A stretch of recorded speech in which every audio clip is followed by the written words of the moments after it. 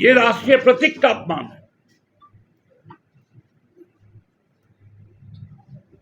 भारत रत्न राष्ट्रीय प्रतीक, लोग समझौता नहीं करेंगे। आदिवासी है तो लेके जाएंगे नहीं। अब दलित और आदिवासी का इज्जत मत कीजिए, कोई उम्मीद नहीं रखता, लेकिन इस देश का राष्ट्रपति का तो इज्जत है। जब राज्यपाल और राष्ट्रपति किसी भी जगह जाते हैं तो उनका आगाज राष्ट्रीय धुन के साथ होता है और उस पर सभी लोग खड़े होते हैं।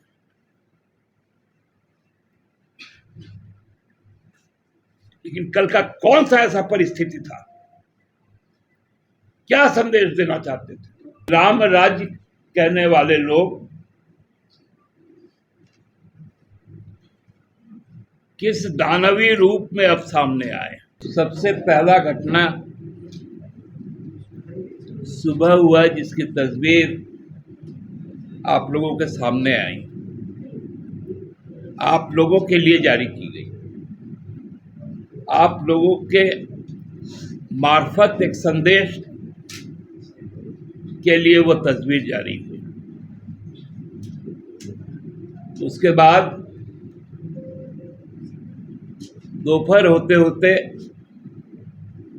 रामलीला मैदान से आप ही के माध्यम से एक तस्वीर, एक तकदीर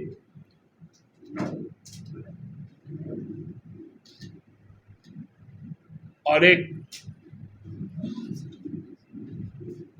आने वाले दिनों की परिस्थितियां सामने आई। और शाम होते होते मेरठ से भी पूरा एक परिदृश्य सामने आया और तीनों घटनाएं एक ही बात को दोहरा रहा था कि राम राज्य कहने वाले लोग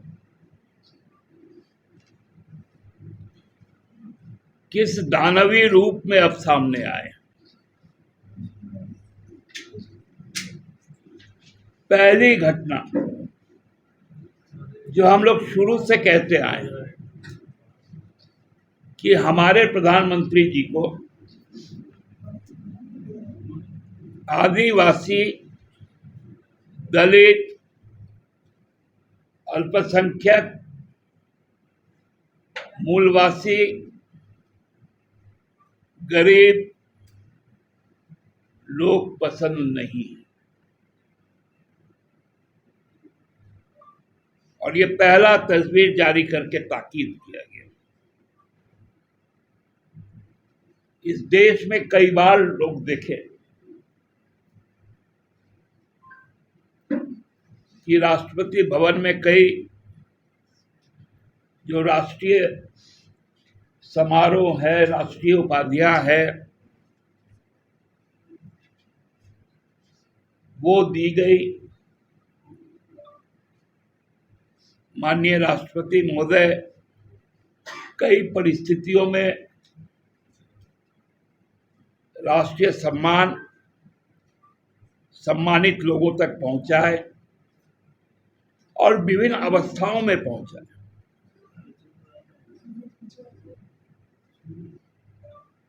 उसी की एक पुनरावृत्ति कल थी जब भारत रत्न पुरस्कार हमारे श्रद्धेय लाल कृष्ण आडवाणी जी देने उनके निवास में जब गई माननीय राष्ट्रपति महोदया, तो उस वक्त आडवाणी जी के बगल में मोदी जी बैठे।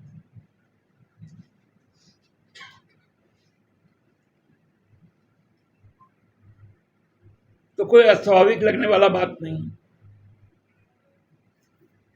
लेकिन जब वो सम्मान भारत रत्न का उनको दिया जा रहा था तो हमारी माननीय राष्ट्रपति महोदया खड़ी थी और बड़ा आह्लादित होकर मोदी जी देख रहे थे। ठीक है, आदिवासी है, दलित था, इसके पहले राष्ट्रपति, आप उनको संसद के दलित है तो चूंकि भूमि पूजन में तो लेके जाएंगे नहीं, उद्घाटन हुआ तो आदिवासी है तो लेके जाएंगे नहीं। अब दलित और आदिवासी का इज्जत मत कीजिए, कोई उम्मीद नहीं रखता, लेकिन इस देश का राष्ट्रपति का भी तो इज्जत है, उसकी एक प्रतिष्ठा है।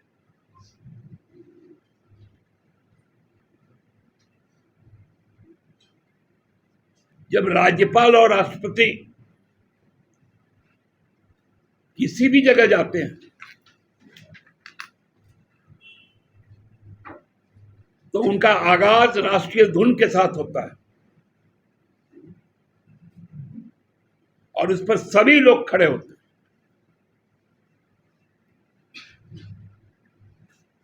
लेकिन कल का कौन सा ऐसा परिस्थिति था, क्या संदेश देना चाहते थे?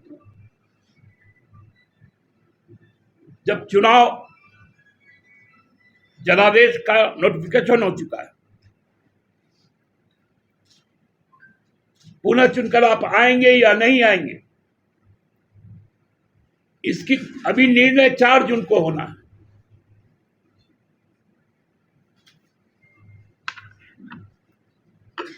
और इनका दम है कि वहां पर दिखा। यह बहुत बड़ी घटना है। ये राष्ट्रीय प्रतीक का अपमान है।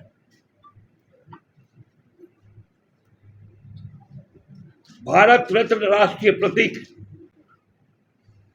भारत के राष्ट्रपति राष्ट्र के प्रतीक, सर्वोच्च कमान उनके पास है, संयुक्त सेना का,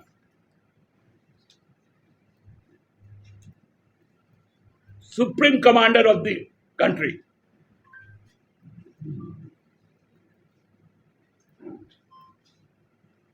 और जो एट्रोसिटी उनका है उसके खिलाफ रामलीला मैदान का आवाज। वहां के लोगों का उत्साह था तख्त बदलने का।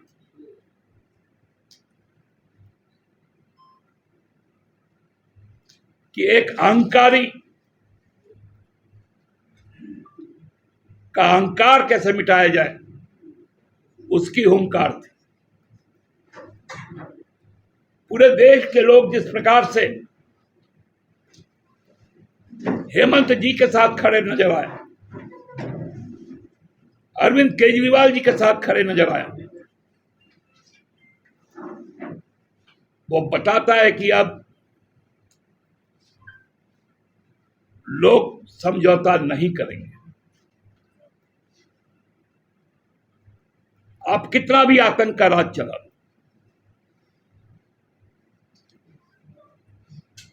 देश बदलाव चाहता है।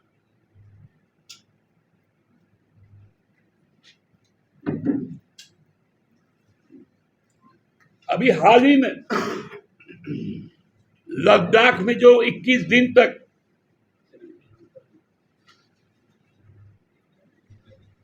अंतरराष्ट्रीय ख्याति प्राप्त पर्यावरणविद, इंजीनियर,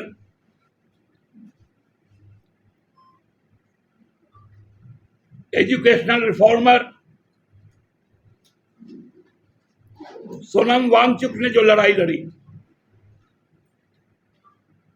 वो लड़ाई क्या था? इसी अहंकार के खिलाफ था, इसी कॉर्पोरेट लूट के खिलाफ, कि पहले लद्दाख को अलग करो, फिर लद्दाख को लूटो। ये कौन सा कल भारत का रत्न से नवाजे गए?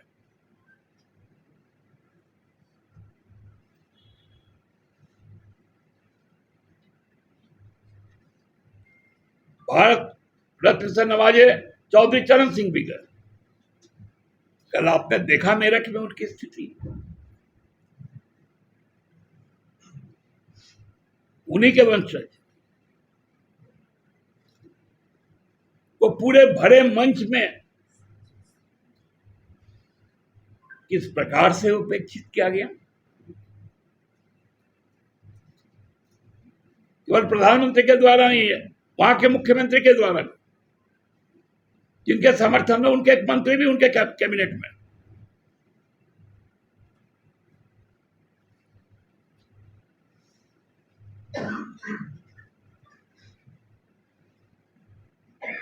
अब जिस पार्टी का नेता, जिस देश के प्रधानमंत्री का इतना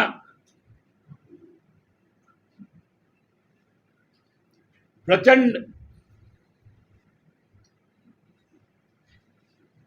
रूप है, वो तो उसके तो पार्टी के सांसद गण ऐसा करेंगे ही।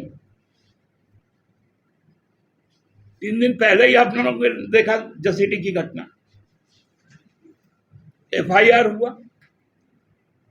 जो भ्रष्टाचार बोलता था, कैसा भ्रष्ट निकला कि पूरा डॉक्यूमेंट सामने आ गया। और हम लोगों ने इस देश में पहला जो बैंक का जो लेके पैसा भागा था मेहुल चौकसी, तब नाम आया था पंजाब नेशनल बैंक। वही पंजाब नेशनल बैंक का भी नाम फिर से सामने आया। इसकी तो जांच होगी।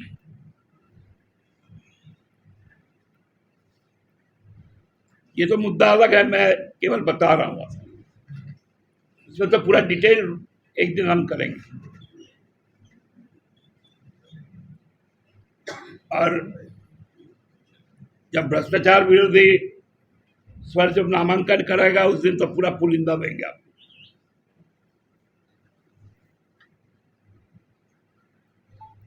लेकिन ये कोई सामान्य घटना नहीं है, कल की घटना।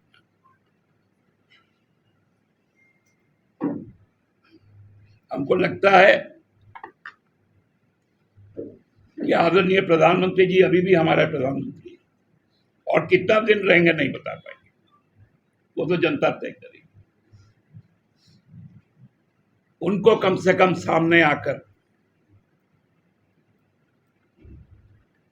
देश को बताना चाहिए कि आखिर ये परिस्थिति आई क्यों, और ये परिस्थिति आगामी दिनों के लिए क्या संकेत करती है।